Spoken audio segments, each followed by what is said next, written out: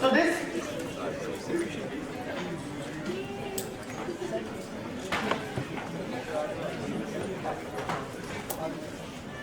mobile phones down, please.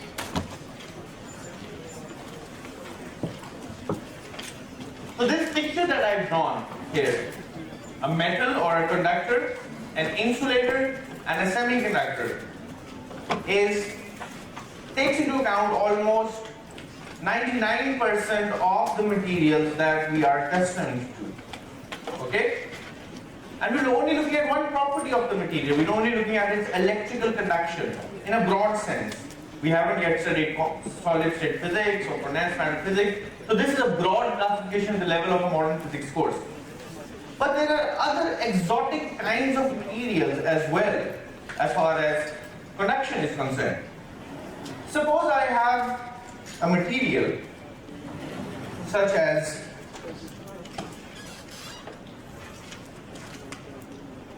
say carbon. Okay? This is my temperature axis. This is my resistance. Now the resistance varies with temperature. We haven't seen this effect because the temperature coefficient of resistivity is really small. Excuse me. So as the temperature goes up, the resistance creeps up slightly. This line will have a certain slope depending upon the temperature coefficient of resistivity. Now as the temperature drops, this resistance is going to drop. It's generally appropriate to talk about the resistivity, which is independent of the size of the object, it's independent of the geometry of the object. Okay? The resistance, a bigger object will pose a bigger resistance. So when you want to compare objects, you talk about the resistivity, okay, which is independent of the geometry, which means that if I have the resistivity, the resistance is rho times the length of the object and the cross-sectional area. And you want to put some geometric factor here as well, that's okay. But nevertheless, this is resistance or resistivity. As the temperature goes down, the resistance goes down.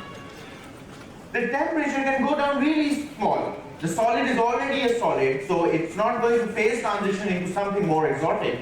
But what happens when the temperature goes down is that this resistance generally plateaus off. It just plateaus off at some intrinsic value, rho naught, some baseline value. This is what happens when you perform this experiment in the laboratory. And this baseline value is within our control. If we make a material with exceptionally high purity, then we could have this curve go further down, and the curve plateaus off at a smaller intrinsic resistivity. If we increase the purity of our sample, we have better, purer crystal of carbon or diamond. The resistivity can go even smaller. So this intrinsic value depends upon how pure the sample is. It's an experimental or an empirical parameter. However, this does not exhaust all the possible variations. For a semiconductor, we've seen that the resistance drops with temperature for a pure semiconductor. But there are other kinds of materials as well. And one kind of material which was discovered in 1911 by Cree has a property that it's just behaving like a metal or an insulator or a normal conductor up to all reasonable temperatures, and at a certain point, around 10 kelvins, the resistance of this material suddenly drops. It just suddenly drops. And the resistance doesn't get small, doesn't get really small, it doesn't get minuscule, it actually goes to zero. Absolutely zero. This temperature for this material is called TC, or the critical temperature, or the transition temperature. And such a material it undergoes a phase transition, just like condensation, freezing, boiling. This is a quantum phase transition from a normal state to what is called the superconducting state.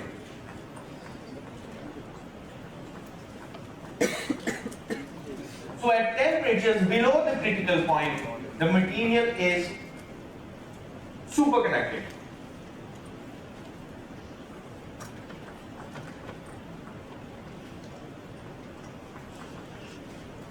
And this effect was discovered in 1911 by Camerling Honors, and there was feverish research on superconductors, and in 1986, Bednorz and Muller won another Nobel Prize for finding a material whose transition temperature was higher. You see, this transition temperature is really small. If it's of the order of 10 kelvins, if you would like to make a material that superconducts, you really need to cool the material to 10 kelvins. And it's not easy to do that. We need liquid helium, it's expensive. There's a worldwide shortage these days of liquid helium. So it's really, and if you would like to do quantum mechanics and you would like to make useful devices, this is a zero resistance. It's a useful device, it doesn't dissipate heat, there will be no electricity bill if you can make materials out of superconductors. But you want them at room temperature or at some livable temperatures, not at these cold frigid temperatures of 10 kelvins. So you would like to find materials whose Tc is higher. And in 1986, a material was discovered with the general formula Y1Ba2Cu3O7 minus some fraction x, number smaller than 7. So this material, which had a transition temperature of about 90 kelvins. The good thing about 90 kelvins is that it is above 77 kelvins, which is the boiling point of liquid nitrogen. And liquid nitrogen abounds our Earth atmosphere. 80% of this air is nitrogen. It's easy to liquefy nitrogen and it's cheap. So with the help of cheaper technology, you can make a material, make this transition from the normal state to the superconducting state. And this superconducting material actually is another kind of a Bose-Einstein condensate. In a laser, we're talking about photons that are bosons, and all of the photons coming out of the laser cavity, they are all in unison. They all share the same wave function. They are all coherent. It's like a giant army of photons all moving together. Same speed, in phase, in complete synchrony with one another. And that's possible because the photons are bosons. They can all coalesce into the same quantum state. There's no restriction of the Pauli exclusion principle. In a Bose-Einstein condensate, we are actually condensing atoms. Atoms are being condensed. All of them have the same wave function. We're cooling the atoms by laser cooling, and we're coalescing the quantum state. All of the atoms are now in one giant macroscopic quantum state. Okay, well above at reasonable temperatures. Okay, a superconductor is a Bose-Einstein condensate of electrons. But the problem is that the electrons are fermions. And they don't want to coalesce. They don't want to condense. They don't want to come to the same quantum state. They are not the birds of the same feather that flock together. They like to remain separate. So they don't want to condense together. So what happens is that two electrons. So suppose I have, let me draw, and if you actually find out the proper theory for this, you'll be the recipient of the next Nobel Prize, by the way. But let me give you the rudiments of this theory of how this superconductor works. This theory is called the BCS theory. Bardeen, Cooper, Scheifer, one of the three pioneers of superconductivity. Now what happens is that an electron flows through this ionic core, and there is a neighboring electron that is also flowing through this ionic core, Now this electron is negatively charged. This electron is negatively charged. It's going to pull these ionic cores towards itself. It's going to be a slight pull, but these ionic cores will be pulled upwards.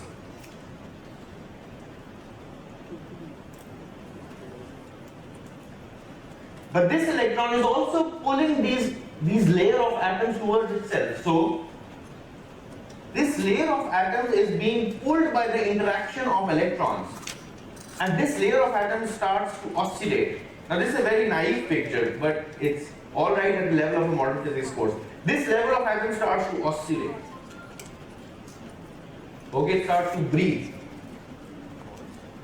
We can have a particle corresponding to this oscillation. Such a particle is called a phonon. Now, though two electrons get coupled to one another through this phonon, it means that the electrons are sharing a particle between them, which is called a phonon. The electrons are interacting with one another through the phonon. This electron is coupled to this phonon through this oscillation. This electron is coupled to this oscillation. Both of the electrons are coupled to the same oscillation, so both of the electrons are coupled together. So these electrons are actually pairing up. And when two fermions pair up, they form what is called a Cooper pair.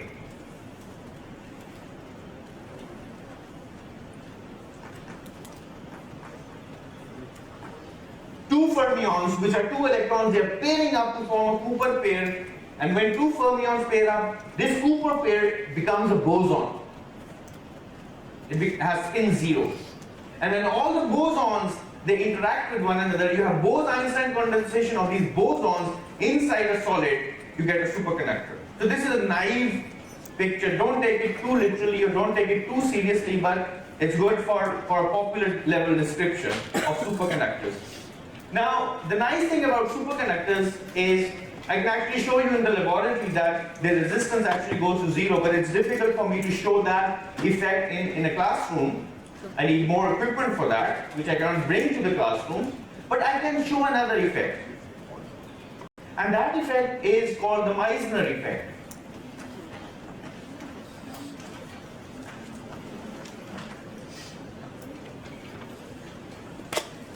वैसे एक सवाल है कि मैं सब कुछ क्यों कर रहा हूं?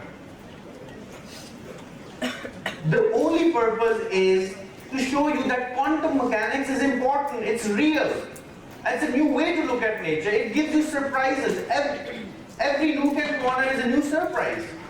It describes simpler objects, metals, conductors, semiconductors, and it describes the more exotic materials, more exotic phenomena. So it's all important, it's all valid. It's a new way of looking at the universe. It's a paradigm shift from classical physics. I don't care if you don't want to become physicists, but I do care if you want to become scientists and scientifically literate individuals of this country. You need to understand that there are different ways of looking at nature. This is the purpose of it. It's not that I want to grill you on an exam or you want to talk about MCQs or G. I want you to become scientifically literate citizens of this country and want you to appreciate that nature is so beautiful and physics can explain this. Now if you look at the Meissner effect, it has nothing to do with electricity, it's something to do with magnetism, and this is something that I can show in the class. Now, what is the Meissner effect? If I have a magnetic field, some B, and I have a material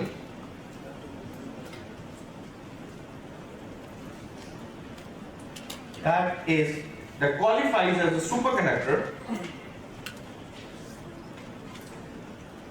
like a disk, shaped in a disk, and if the temperature is above Tc,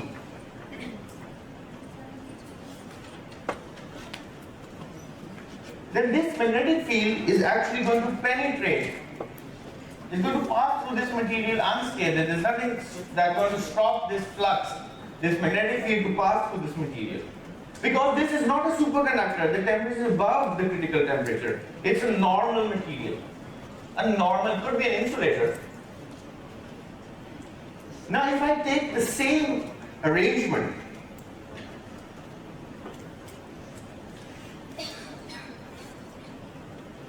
and if the temperature drops below the critical temperature, what's going to happen is that these superconductors have a special property, which means that they are diamagnetic.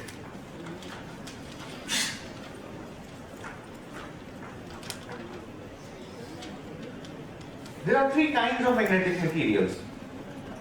One are the materials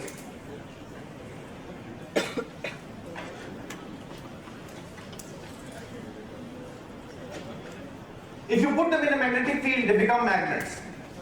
These are called ferromagnets. If I have a magnetic field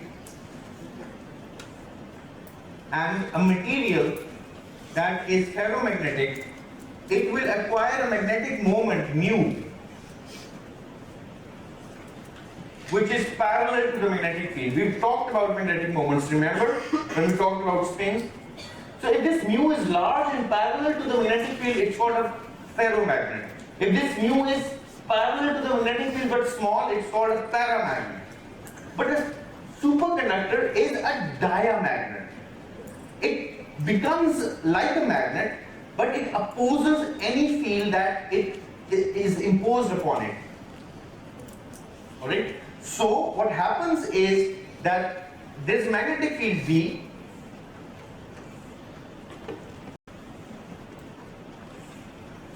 so inside this superconductor, this magnetic field tries to creep in, but under the action of this magnetic field, it creates a magnetic moment which is opposite to the direction of the magnetic field. And the effect of this externally imposed magnetic field and the magnetic field created as a response from this superconductor is large enough that both of them are equal and opposite. And as a result, the field inside the superconductor becomes zero. So this is the stimulus, the external field. The superconductor, since it is superconducting, it's below the critical point, it develops a magnetic field that opposes the externally implied magnetic field. And if this field is ramped up, the internal field of superconductor also ramps up automatically because it's a perfect diamagnet. The field is trying to push, is in one direction, but the superconductor responds by opposing push, a magnetic push, in the exactly opposite direction of the same strength. So the field inside this superconductor disappears. And what results is a picture of this kind.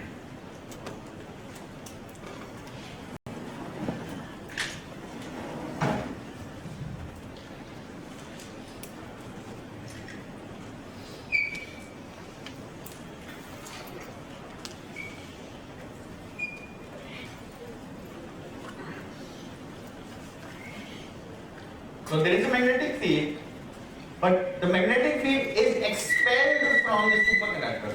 It cannot penetrate inside the superconductor, it just goes out of it. Because the field inside has to remain zero. So all the flux lines that were parallel and uniform in the beginning, they sidestep the superconductor.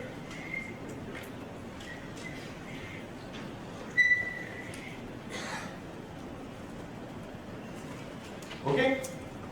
This is an example of magnetic field expulsion. Magnetic fields are expelled from superconductors. This is a special kind of superconductor called a type 1 superconductor. Okay? Now, what this really means is, how does this superconductor create its own magnetic field? Magnetic fields are created by currents, you all know that. So what is really happening is that this superconductor, even though it's not connected to a battery, but it's placed inside a magnetic field and the temperature is lowered and a transition takes place at Tc, it has to create its own magnetic field to counteract the externally imposed field. A current starts flowing on the surface of this superconductor all by itself, even though it's not connected to a battery. And the direction of this current is such that the magnetic field due to this surface current on a superconductor is opposing the external magnetic field. So I curl my right hand in the direction of the current, it produces a magnetic field in the downward direction that counteracts this upward magnetic field. So surface currents start to flow on the surface all by themselves. And the strength of these currents is such that they will produce a magnetic field inside the superconductor which totally balances the external field. So these are called surface or persistent currents. Now where are these currents coming from? Coming from quantum mechanics. There's no battery here. There's no electrical voltage required. Alright, so these surface currents produce their own magnetic field which counteracts the external field. Now what I have in a demonstration, what I'm going to show you is that I have a piece of magnet. What I have actually is a superconductor lying in its normal state. It's a heavy superconductor. It's a big disk. I'm going to show it to you. And I would like to see what happens when I cool this material to below its critical point so that it becomes superconductor. I would like to see this magnetic field expulsion effect, which is also called the Meissner effect. I've written it over there. I would like to see this effect in action. So what I would like to do is I would like to place a small permanent magnet on top of it. So this permanent magnet produces the magnetic field, right? And if the temperature is above the critical point, this magnetic field is going to penetrate this material. And if I cool this material to below the critical point, then this field should be repulsed from this material. This material should not allow these field lines to penetrate. Which means either the superconductor should move away from the magnet or it should move the magnet away from itself. Now that depends upon mechanics, which one is heavier, which one actually moves. But it should actually move the magnet, the distance between the magnet and the superconductor should go up because the superconductor would like to expel the magnetic field. Okay, so what I have here is the following.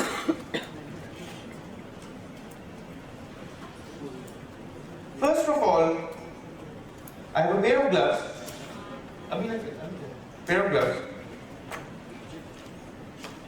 I have an empty flask here. And I have some goggles. I would like to wear these goggles. And this dewar here has liquid nitrogen in it. So I would like, and what we see here, let me just now turn off the lights.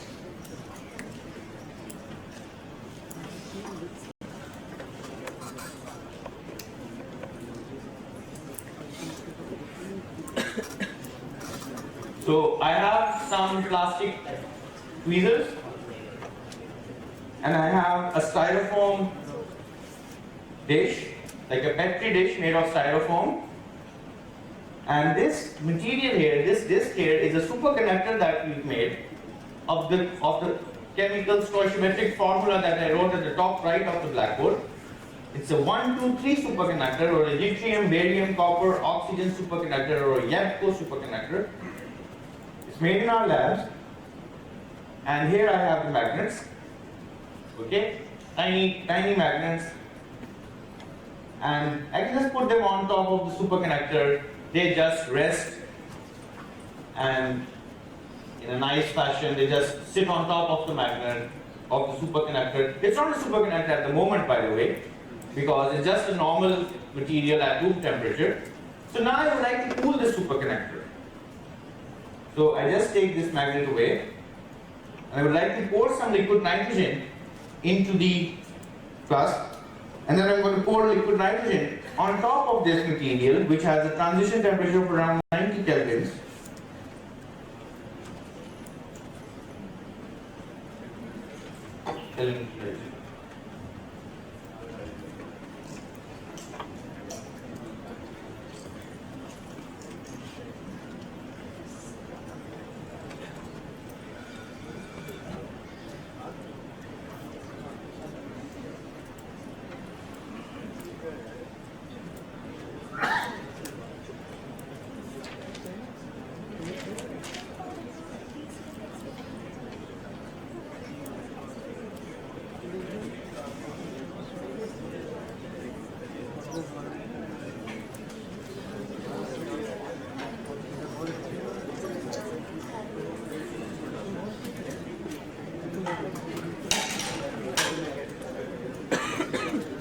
So this, by the way, is liquid nitrogen.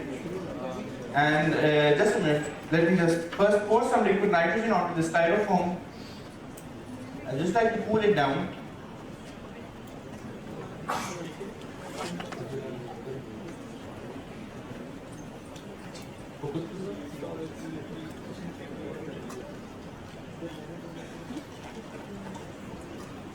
बिल्कुल बहुत focus zoom कर रहा है.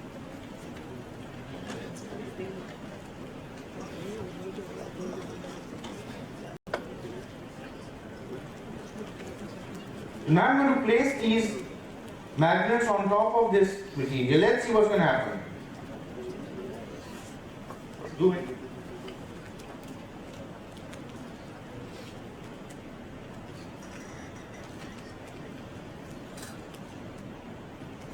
I have to do it once more. I have to be quick.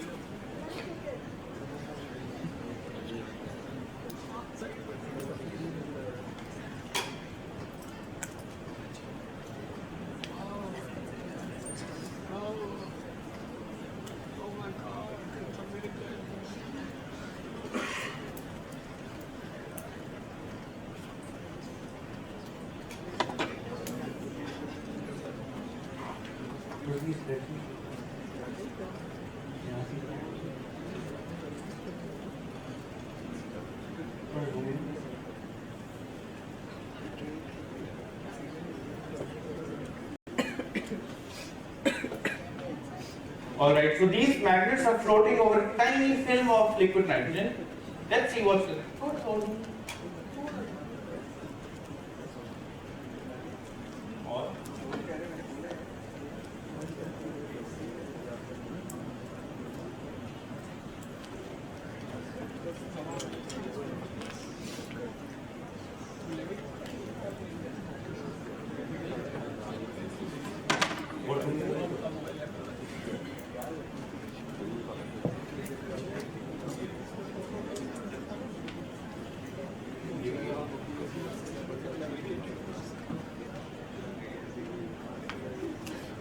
Just one more try. I think the effect is, I can see the effect, but I just need to make it amenable to the classroom viewing.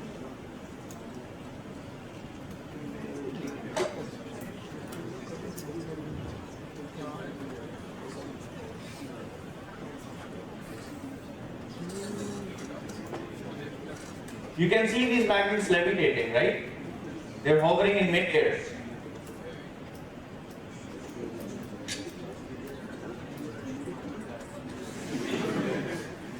Just find it difficult to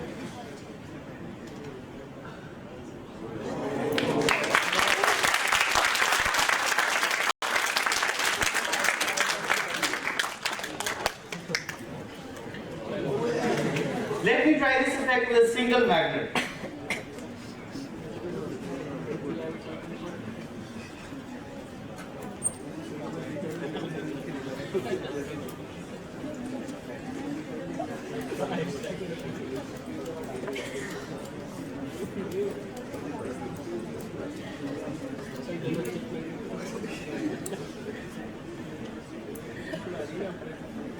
Okay, I'm going to pour some more liquid nitrogen on top of this.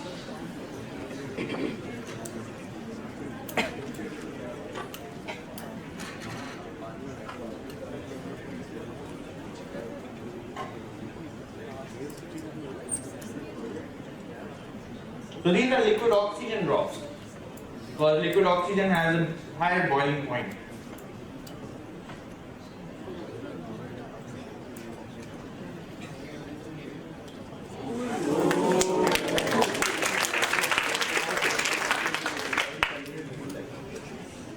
So this is quantum mechanics at work. You actually seeing a Bose-Einstein condensate of electrons which have been paired together in Cooper pairs in the form of a boson. I can actually nudge this a little bit and it starts rotating in mid-air. This is how magnetic levitated trains are going to work. Just look at this, isn't this beautiful? Wow.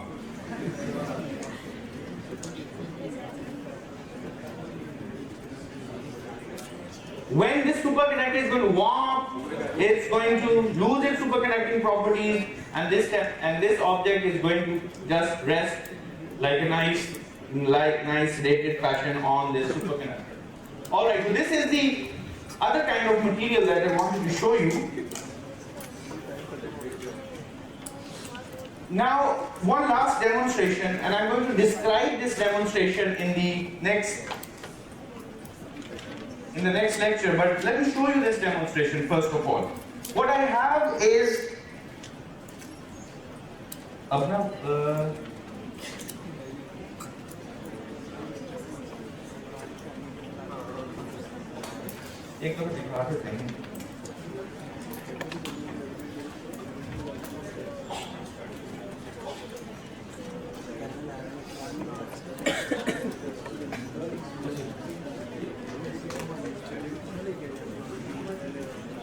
so what I have here is a simple circuit, a really simple circuit of a device made up of semiconductors, which is called a diode. It's a junction between two kinds of semiconducting materials. Okay? So this is a circuit. There's nothing inspiring to see in this circuit, so I just wanted to just exhibit what the device looks like. But let me move to the blackboard first while Ali connects the computer.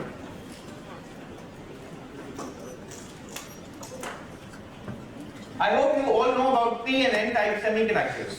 We're going to discuss these in the next lecture. But what I have here is a diode which has an N type material and a P type material on. So it's a single crystal. It's not an N type material joined with a P type material. It's a single crystal that has been grown in such a way that the right side is N type and the left side is P type. And this material has the property, this crystal has the property that it conducts electricity only in one direction. And we're going to see in the next lecture why is that the case and how is it connected with energy bands. So if this symbol for this device is shown by this is the P-type material, this is the N-type material, and it has the property that current can only flow in this direction. I can only flow in this direction, and the reverse direction is forbidden. We can explain this by looking at the band structure of this device, and this is the topic for the next lecture. However, I'm going to show its unidirectional property of current flow. Semiconducting material, quantum mechanics, energy bands, semiconductors are real useful device that we all use in our homes, in our appliances, in the laboratory all the time. Quantum mechanics at work. So I have two kinds of circuits. One is a circuit in which I have a diode and a resistor in series and an alternating current source.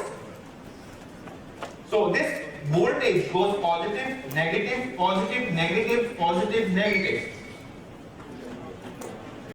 If this diode were absent, the current would also go positive, negative, positive, negative. But what's happening is that when the voltage is positive, the current flows. And how am I determining the current? I'm looking at the drop across this resistor. Excuse me, please pay attention.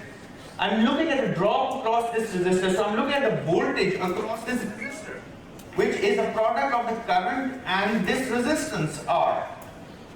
So I'm applying an AC voltage that goes up and down, positive, negative, and I'm looking at the voltage across this resistor. And the voltage actually measures the current.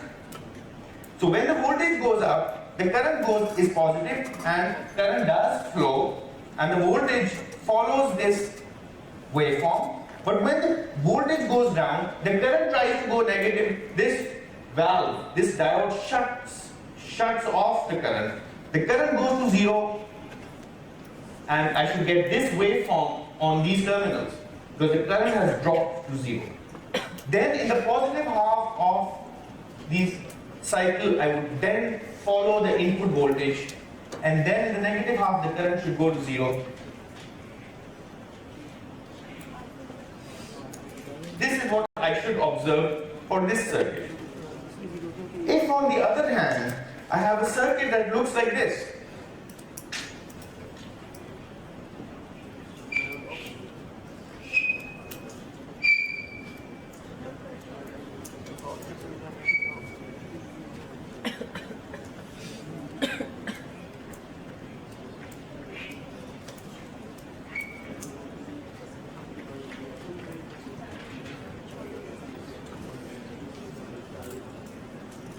and I'm looking at the voltage across this resistor.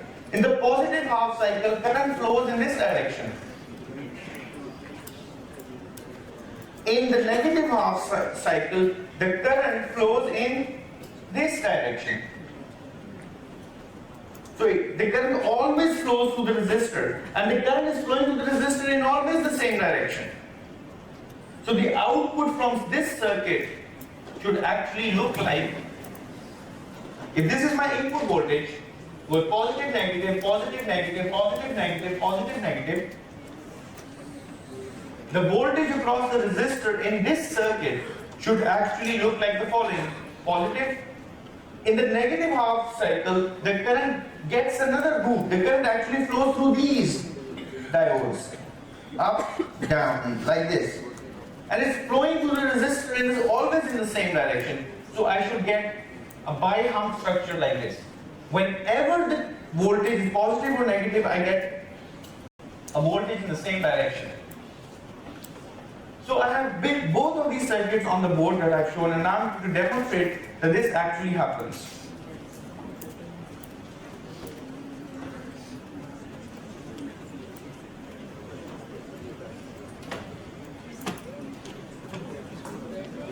And we're going to describe this device in the next lecture.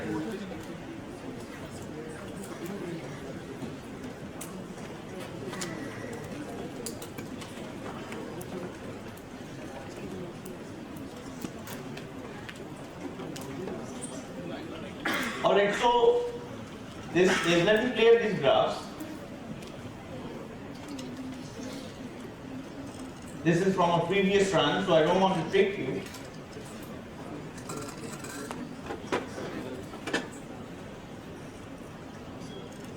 Now what I'm going to show at the top screen here is the input signal, and at the bottom I'm going to show what do I see across the resistor.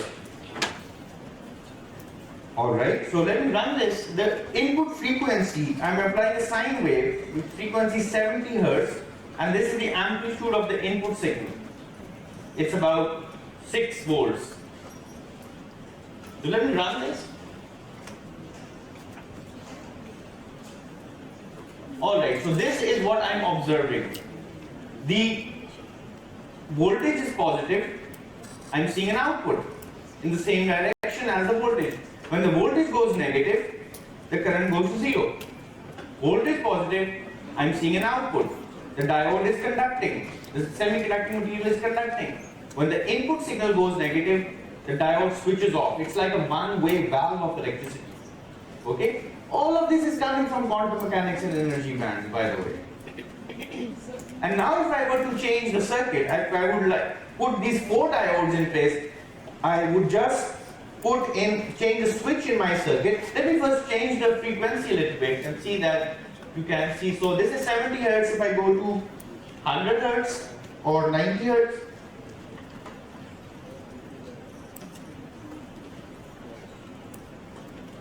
so a higher frequency. Then we go to a bigger amplitude. So the amplitude goes up. Let me go to say 234 Hz.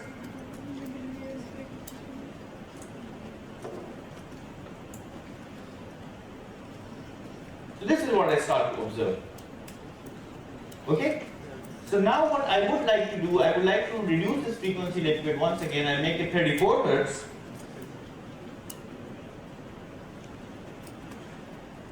Okay, and we covered the smaller frequency. Now I'm going to change a switch in the circuit. So I'm going to input the 4 diode circuit, which is called a half full wave rectifier. This is called a half wave rectifier.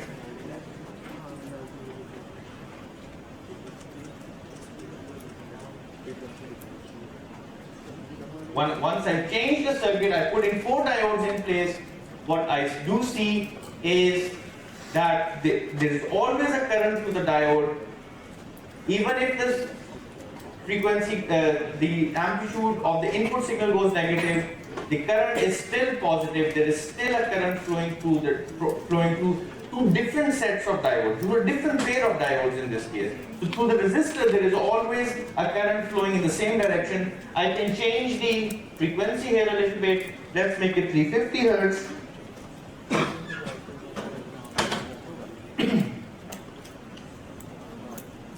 Okay, you will observe that the voltage across the resistor or the current through the resistor is always positive, right? It's always positive. And the amplitude is going negative, positive, negative, positive. So let's try to explain the behavior of this diode in the next class. Thank you very much for your attention.